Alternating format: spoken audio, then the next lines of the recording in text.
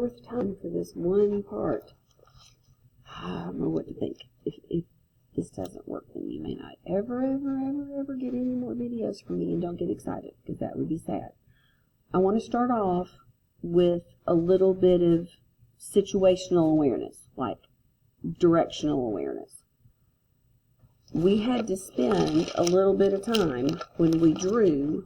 I'm over here showing you something like you can see it here, so that we had perspective about, you keep saying matrix. Oh, that's right, that's the very middle part of the mitochondrion. Okay, you keep saying closet, that intermembrane space. Oh, right, that's between the double membrane. Okay, so we had to have perspective because there's directionality all through here. Remember, we had a directional hydrogen ion pumping, and then we had a directional ATP synthase hydrogen ion moving into, so we had to have that perspective. So I want to draw this little thing over here because it really is helpful.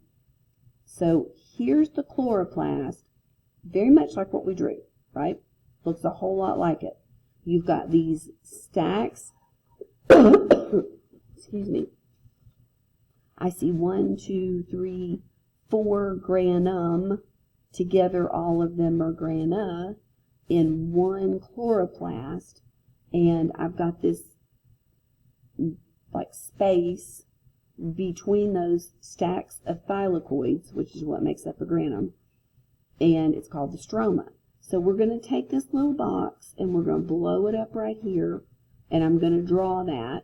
So I'm going to pause and I'm going to draw, and then I'm going to come back, and then you pause and you draw, so that we can get perspective about what's where, because we're going to talk about spaces like we know where they are. So let's make sure we know where they are. So here I am, I'm going to draw. Okay, so I moved it on my paper. Don't judge. I'm going to add some color to it here in just a second. So here's what the original drawing looked like. Nothing big deal, just a chloroplast, right? And then I blew up just this little piece. So right here, this is that outer membrane, the outside membrane, right, of the whole entire chloroplast. So it's this big piece right here.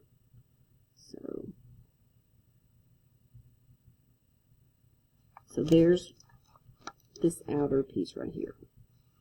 Then each one of these is a thylakoid.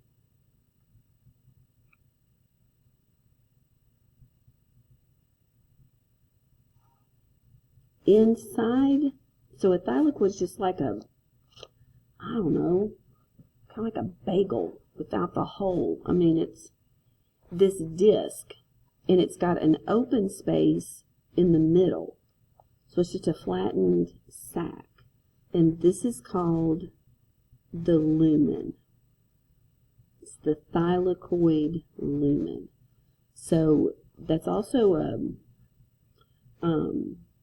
gel-filled space. Obviously, it's not just air. All of these together, if we took them, that would be this stack right here, would be a granum, right? So this would be part of, we're looking at part of a granum. Right in here, this is all of the space around the grana. So this is called the stroma. That's the space. So I'm going to use, I don't know what, I've got this idea that I want to use pink for, but I'm going to use green. So I'm going to mark my thylakoids in green, and then just kind of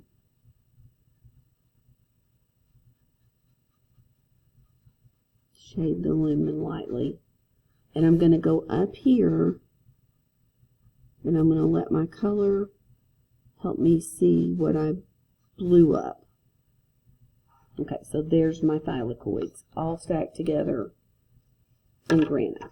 Then I'm going to use pink, and I'm going to do my stroma.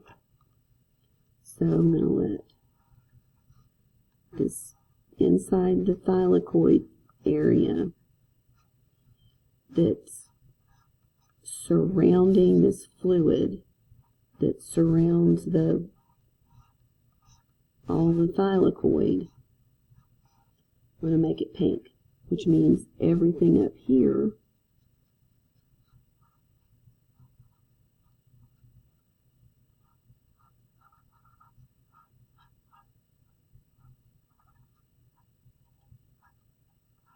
pink. All right, perspective. We are now, as weird as it seems, we are now going to, so we went from this scale and we enlarged it. We're now going to enlarge this little spot right here where I've got some stroma and this thylakoid membrane. So let's be sure we know what this is.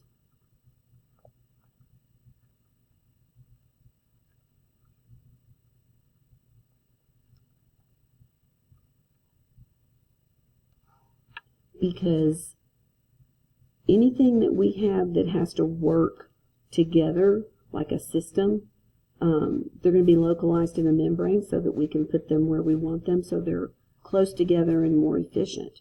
So we're going to now blow this part up and we're going to draw out that thylakoid membrane.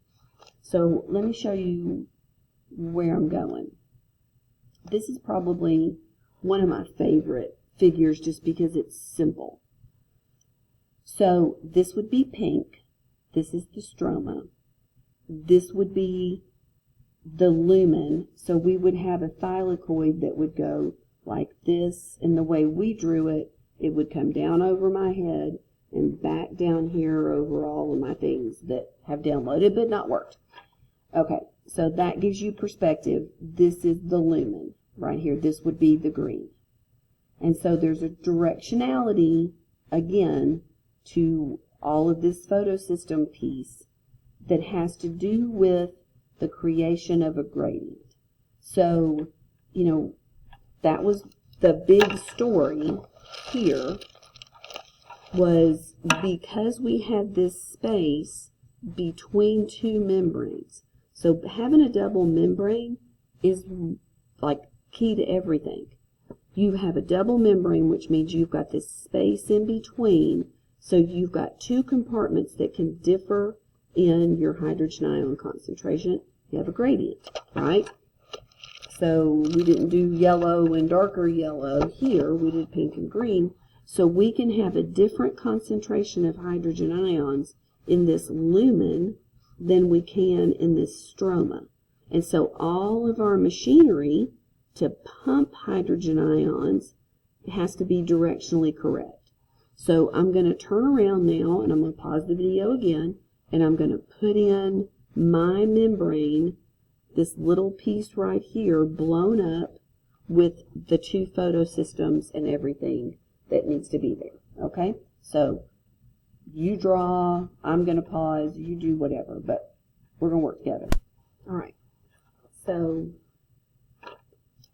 I just used green and drew my phospholipid bilayer so that I could localize these different photosystems and other parts of the light reactions.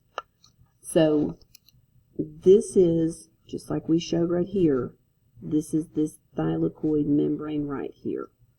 So I'm going to put what this is right off to the side.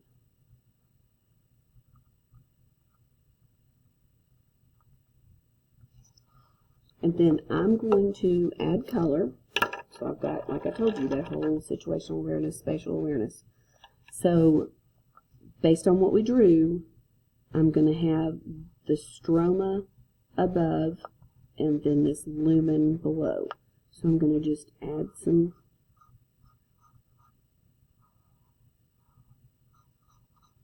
of the pink.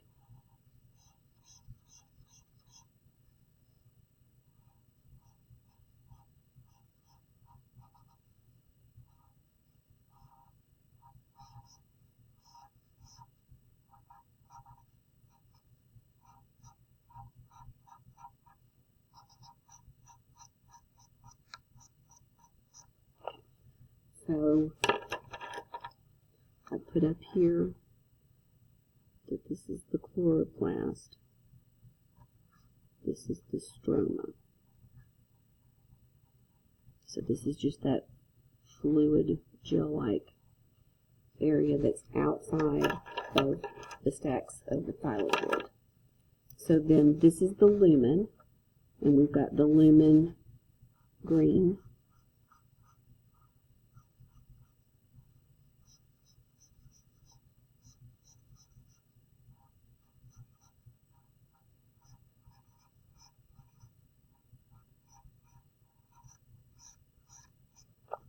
Okay.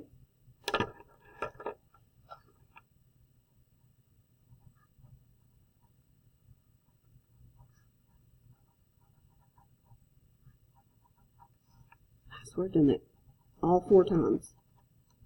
Just goes to show, you get tired, you get crazy. Okay, so it helps my head. Here it is, it is.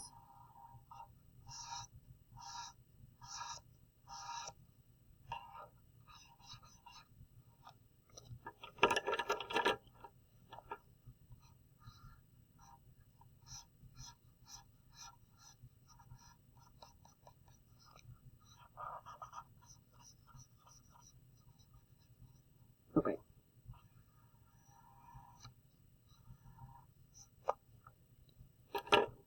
Now I have perspective. I've got 2 different areas. Personally, I really like the 2 different colors as far as for this. I also like the yellow and the dark yellow, but it doesn't matter. So we have all the components, but I think like 100 years ago, we wrote, follow the electron. Well, if I'm telling you cellular respiration is really just the same thing as photosynthesis, they're just inverses of each other, then if you follow the electron for one, you better follow the electron for the other one. So we're going to have to overlay on here the path of the electron. So here's what I think I'm going to do. I think I'm going to use black, and I'm going to overlay the path of the electron. Where they come from, where they travel, all of that. And then I've got to do a little short circuit to show you, and I'll do it in red, just to give you an idea. So at Photosystem 2, which is the first one, like I told you, it's just the way that they found them, it's the way it is. This is where the actual snatching of electrons begins. Because let's think about it. You've got different molecules that have electrons tied up in the bonds they have. They don't have an infinite number of electrons to lose. So what honestly happens in this photosystem is that light is going to strike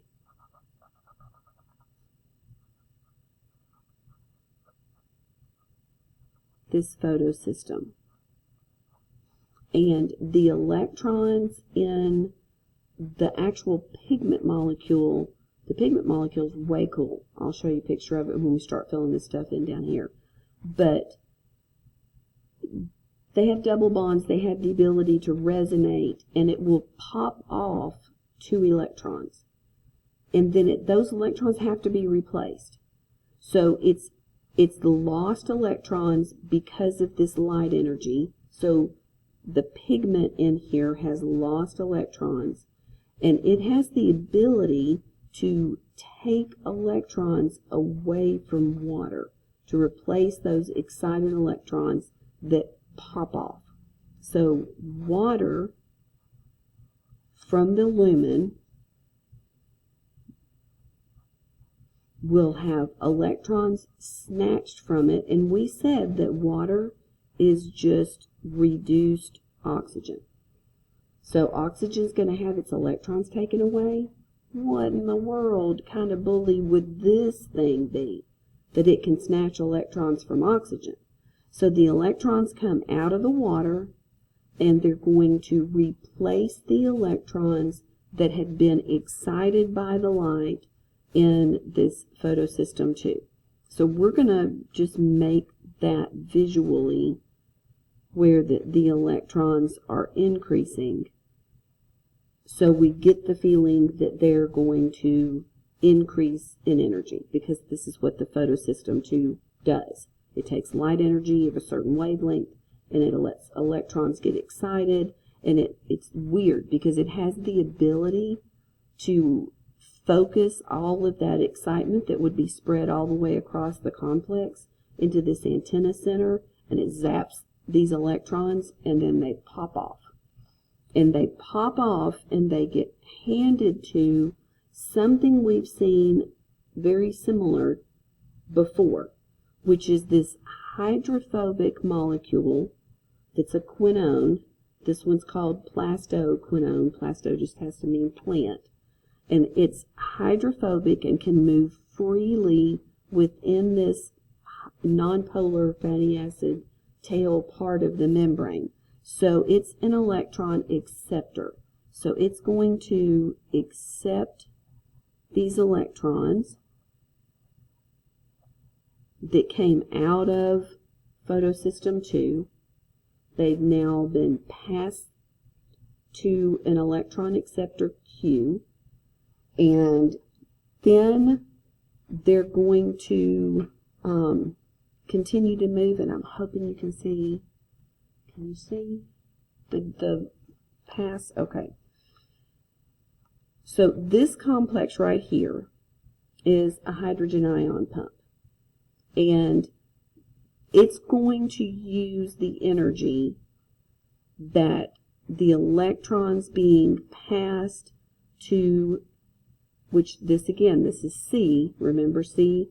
This is plastocyanin, but we went, just like we did, we went from Q to C. C is more electronegative, holds those electrons tighter, and that drop in energy of the electrons we're going to use to pump hydrogen ions, because that's what this complex is a hydrogen ion pump. And it's powered by the drop in energy. I just got rid of my C for complex. That happens as we go from Q to C with the electrons. So this energy drop in the electrons is going to allow hydrogen ions to move through this transmembrane hydrogen ion pump from the stroma into the lumen. Now, that's important because we don't have drawn here, like, what's the gradient? You know, we had that before here, right? So, where do we have the most protons? In the lumen. So, I'm going to take just a little bit of time, and I'm going to create my gradient here. Okay, and there's fewer in the stroma. So this would be against the gradient for hydrogen ions, which is why it has to be powered, and it's powered by the energy loss of the electron as we passage it from excuse me, from Q to C. Okay, so now this electron is really low energy. Well, dang it. I mean, what did we do all that for? We zapped electrons here, got them high energy. Why didn't we just use them? This little bridge part, this electron transport chain, is brilliant because you're building this gradient which will let you make more ATP. But we are stuck with a low energy electron again. Not a problem. We have this thing called the sun, and we've got light energy, again, a different wavelength, hitting this photosystem 1, and we have the ability to allow that electron to become excited through this light energy. So we're showing that by this increase. So now we have a high energy electron, and we're going to actually give those electrons to an electron carrier. So they're passaged first to a molecule that's associated with this other side, this stroma side of the membrane, and it's called ferredoxin. You can tell if it's F-E-R-R-E, it means it's iron-based. And we're going to use this enzyme, NADP reductase, and we're going to, with that, the electrons are going to be given to the electron carrier, NADP. So notice that it looks very much like the electron carriers for the cellular respiration process. It just has this P, which you can think of it like for plant, for photosynthesis. That's not what it stands for, but it makes it easy to remember. And we're going to reduce NADP, give it the electrons, and it's going to form NADPH, which is the reduced form that's carrying the electrons. Okay, so we started off with the electrons in water. Water is the donor of the electrons. They replace the electrons in photosystem 2. We use light to energize the electrons, because that's what a photosystem does. It excites electrons. But instead of going straight over here and just giving them to the electron carrier, we're first going to go through an electron transport chain. All that is passaging electrons between molecules that increase in electronegativity. Hold the electrons tighter, which means the electrons drop in energy, and that energy drop is used to power hydrogen ion pump that's going to bring hydrogens in from the stroma to the lumen against their gradient. Then we've got a sad little tired electron again. We use light through another photosystem, photosystem 1, that excites the electron, and it's passaged through ferredoxin using the enzyme NADP reductase. You can see where the name comes from. We're going to reduce NADP. We're going to give the electrons to NADP and form NADPH. So this is the complete electron carrier. Okay? So that's the passage of the electrons. There's a really cool, I hope we can see it in red, short circuit that we can do. Let me draw on this for a minute and see if you can see the red before I take your time up. Okay, I think it's going to work. I was going to show it to you here, but that still doesn't help. Like, we've got to draw it on here. Got to move my big head out of the way. All right. I think the red's going to be okay. So the path that's in black is called linear. It just makes sense. It goes through everything one time, right, in its path, straight from one thing to the other. So it goes straight from the electrons being in water, all the way to Q, all the way to C, all the way to ferredoxin, and then to NADP to form NADPH. That's linear. But here's the problem. Later, the next video, we're going to talk about the Calvin cycle.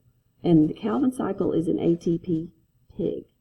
So the amount of ATP that you can make, we haven't drawn this in yet, using ATP synthase and using this linear process to build a gradient is not enough for Calvin the pig. So there's a process that's called cyclic. So what happens is this. You start off just the same. So photosystem 2 gets electrons excited. It loses them. It replaces them from electrons in water. Those excited electrons are passaged to Q, to C. That drop in energy does this electron transport chain, basically, which is what transport is, handing, and we use that drop in energy to use this hydrogen pump here to pump hydrogen ions, and then we re-excite the electrons, so we're back with excited electrons. But this ferredoxin has the ability to do, and you know me, I'm sorry I'm like I am, but I just am. This is the way I think about it. I did teach middle school for 2 years. You remember when you were in middle school and you thought you were the funniest thing ever? And so, you'd go hand something to somebody, and right when they start to take it, you'd go, whoop, psych! You remember how silly that was and you thought that was so funny? Well, this is called psych. Like cyclic, okay, cyclic photo using light, phosphorylation, let's make some ATP. So instead of ferredoxin handing the electrons off to NADP, it's like, psych, I'm going to send them back through the electron transport chain again, so we can pump more hydrogen ions. So ferredoxin has the ability to move freely along this part of the face. So we're going to show in red, this is what I was, okay, not bad, not bad. See, I drew a little bit there, but, okay, so ferredoxin has the ability to, instead of giving the electrons to NADP for us to make NADPH, it's going to hand the electrons back through this complex. It's going to just basically hand them to C. And that drop in energy is going to allow, and I'm just going to draw another hydrogen ion. And with the cyclic, so you've got, it still starts all the way over here. It always starts over here. Electrons come from water, they're excited, they go from Q to C to ferredoxin, they go backwards, back through the electron transport chain to C, they get excited by light, ferredoxin takes them back again. You can turn this many, many, many times to get the amount of ATP that Calvin needs. Calvin doesn't, it uses more ATP than is made by following this linear process. So ferredoxin, that is difficult. I'm going to make it so you can tell that with the process in red, it cycles the electrons back through the electron transport chain. They get re-excited by light, it kicks them back, and that's the cyclic piece. So those are the photosystems. We'll write all the, the order, but we haven't made any ATP yet. So using this hydrogen ion gradient, we're going to let the hydrogen ions that we've stacked in the lumen by pumping them through. Didn't cost us anything. Light's free. So we've got all of these hydrogen ions, and they can move naturally with their gradient. So we've stacked them here. There's potential energy. There's chemical energy because positive don't want to be next to positive. And they're going to move with their gradient through ATP synthase, which is just a motor. And they're going to go out, back into the stroma. They'll just get pumped back through again. And we will make, as we do that, ATP. So right here,